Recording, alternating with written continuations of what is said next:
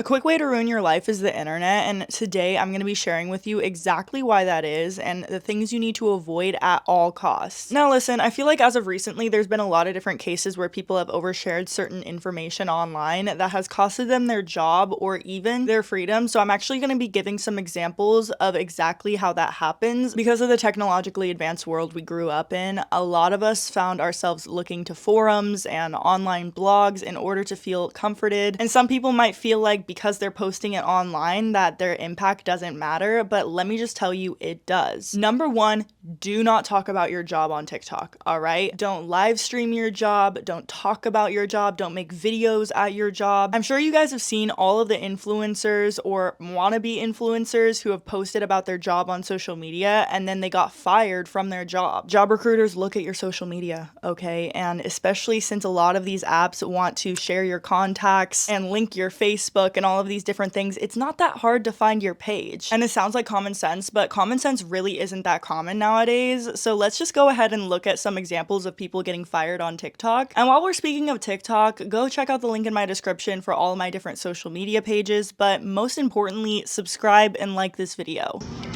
Oh my god, y'all just be on here doing the most. Just relax. Yes, ma'am. You do mornings. Yeah. And I don't want to give Healthcare girly.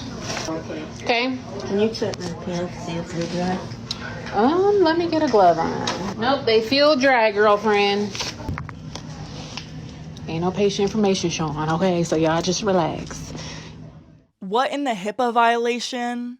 I mean, okay, here's the thing. She's well aware of this too. Like, she was well aware going into the live stream that this is a violation because she's obviously saying the patient's names out loud. If you guys haven't seen this story, basically this nurse went and did a med pass on live and basically ruined her entire career. Her nursing license got taken away. She went mega viral and basically got exposed on the internet, and for a good reason too. Patient information is so extremely important, but yeah, she lost her job for a reason. You know, I don't know if this is happening to you guys, but I've been seeing an influx of people on TikTok losing their jobs over what they post. Anywhere from teachers, nurses, customer service reps, delivery drivers, you name it. And as soon as I see these videos, as soon as I see them, I can spot the ones that are going to result in a firing or termination. It's so obvious. It's just the content itself and the way that it's represented. If they're talking about work or anything to do with work whatsoever, a coworker, you can tell that person's going to get fired and there's going to be a follow-up video. Well, y'all got fired. If your job is your livelihood, it's paying your bills, I encourage you to keep posting, but keep work out of it. Keep work out of it. Don't ever put your livelihood in the hands of a post or a like or a view or a follower. Exactly. But like also I feel like sometimes when jobs fire someone, it's a little bit OD. Like I saw one example that I'm gonna bring up. I'm gonna mute the audio because it's copyright, but someone made a TikTok video to Brokey, the song by Lotto, at Waffle House, and she got fired because she had a fun video with her coworkers. And personally, I just feel like that's free advertisement, but I understand certain explicit lyrics and things like that. It kind of gets really sticky because a brand or food chain or whatever the case is might not want to represent themselves in a certain way, especially explicitly to kids that might be going there or looking up the restaurant. But still, sometimes I feel like it's a little bit OD. Additionally, it's so important to think about what you're posting online for the type of work you're in. If you plan to work in media, it's 100% okay to post online, but being mindful of what your brand is and what you promote is super important. And if you have a job for right now and you're trying to become an influencer or content creator, block your coworkers. Okay, block those coworkers, all right? You shouldn't be so eager to tell people about your content creation or different things like that, which brings me into my second point. Have a fake last name. All right, if you are choosing, hey, I want to get into beauty influencing or commentary content or whatever the case is, create an alter ego. Not only does this help with your stage presence, because sometimes a lot of people have the fear of being seen and go through the spotlight effect of feeling like they're an imposter. It's a great strategy to get through that imposter imposter syndrome because think about it. You guys don't know anything about me except for I make videos like this, but my personal life, my family life, the things I've been through, my family trauma, you guys don't need to know those things, and that's perfectly okay. Anything I choose to share with you guys is out of vulnerability and also because I thought through what the consequences of sharing that would be. And I don't know about you guys, but I feel like this was normalized like 10 years ago. People would never post their last names online, especially the first YouTubers or anything like that. Think about it, like Jenna Marbles, My Life as Ava, Cutie Pie, like none of them was their real names, but nowadays people are getting comfortable because the internet just feels like a journal. Like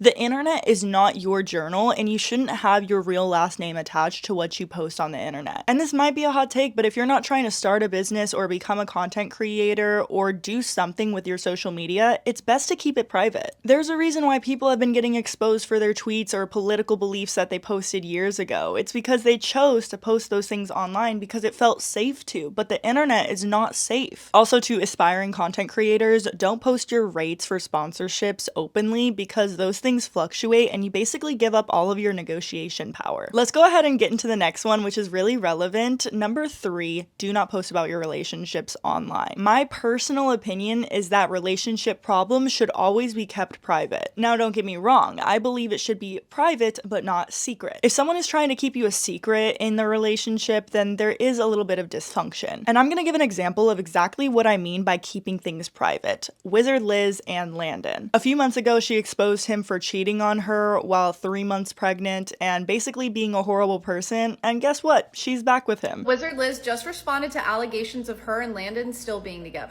She said, fake news, not in a relationship, will not be. I don't want to keep addressing this bullshit every time. I wish him a lot of happiness with someone else. And in the next story, she said, just because someone cheated doesn't mean he shouldn't be present or supportive during the pregnancy and attend ultrasound appointments, pay for whatever I need, and help me figure out a new place to live so we can co-parent and not have my child fly 18 hours to go see his dad. I don't think you just shouldn't post your partner, but I do think that certain things should be kept offline, especially if you're just gonna go right back to the person. And now we have all of these videos of people psychoanalyzing their relationship, and that puts a tremendous amount of pressure on them. People take back cheaters all the time, and while I don't recommend it, I'm just saying that it's very difficult to get to that conclusion when there's all these people watching you. Most of the time, you're gonna have to deal with the backlash for even going back to that person and repeating the same exact mistake. Now, I'm not saying that people can't change, I'm just saying it's really hard to see if that person is changing when you have the entire public criticizing you for every single little thing you do. That is what comes with fame, but there's a lot of downsides to fame in a relationship. Which brings me into number 4,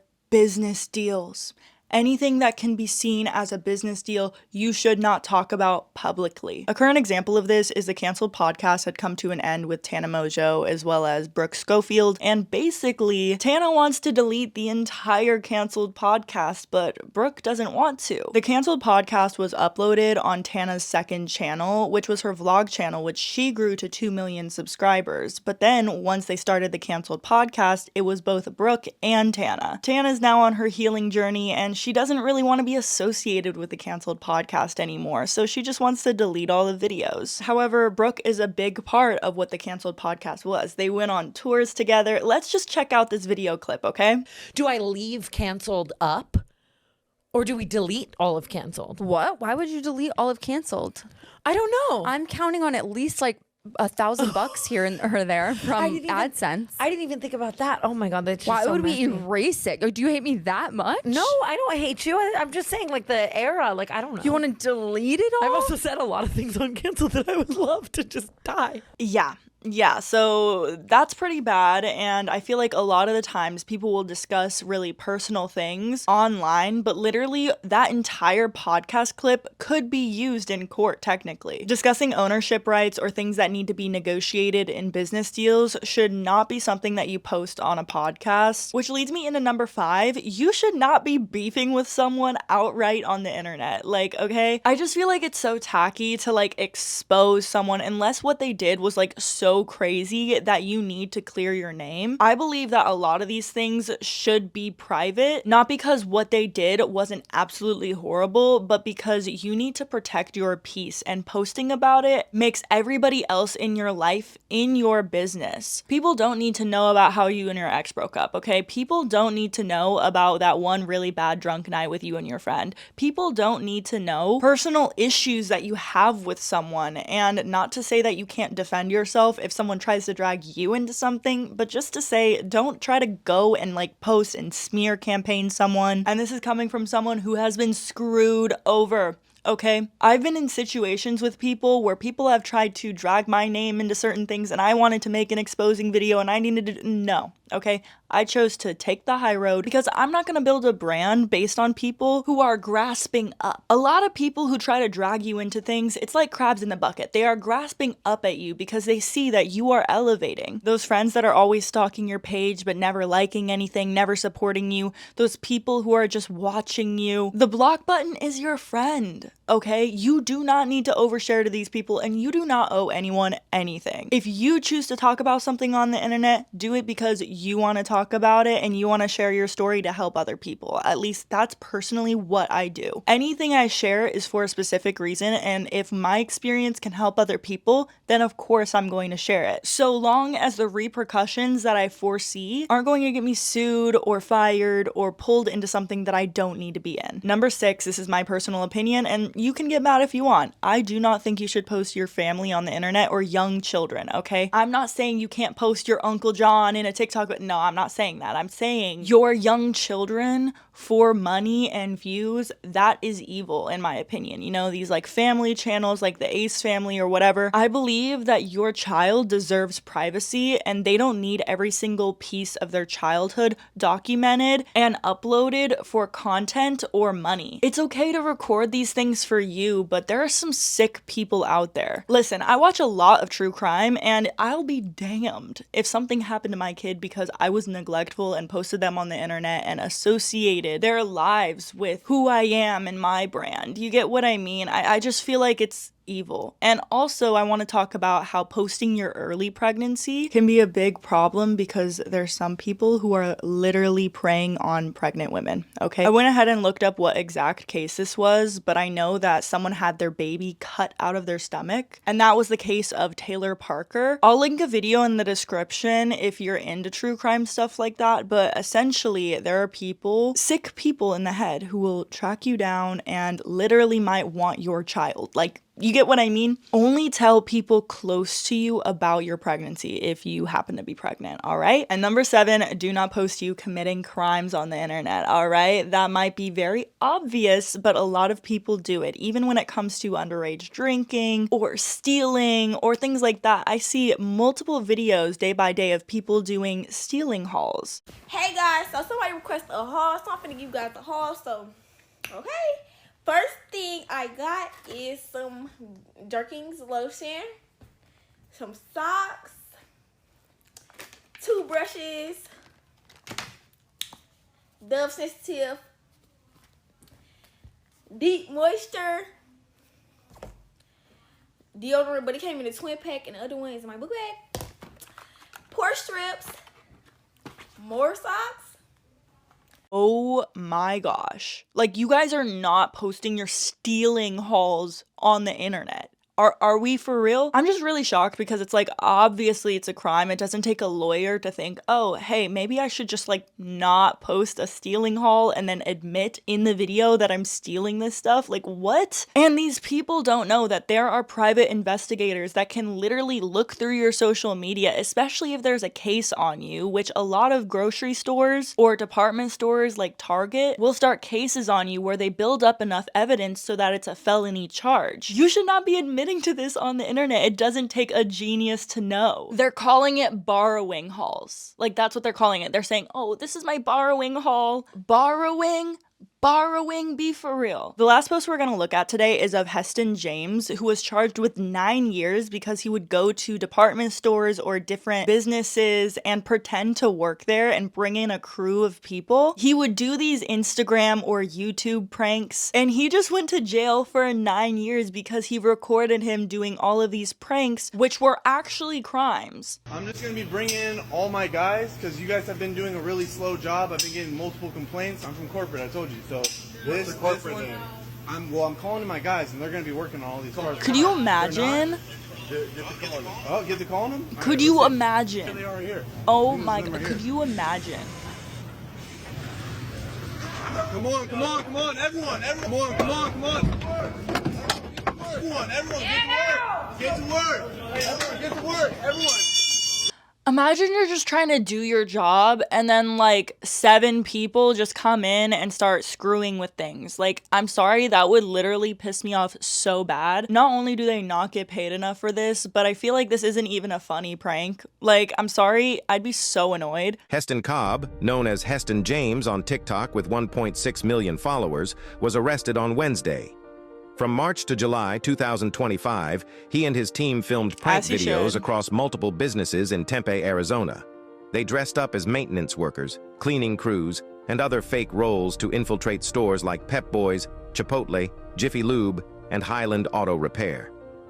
At Highland Auto, Cobb put on a uniform and claimed to be from corporate before his entire crew stormed into the garage, crawling under customers' vehicles. Tempe police made it clear this wasn't comedy. It was criminal. Cobb is now facing multiple charges: 5 counts of criminal trespass, 5 counts of disorderly conduct, 2 counts of impersonating a public servant, 1 count of third-degree burglary. What was meant to be a social media experiment has now turned into a legal one.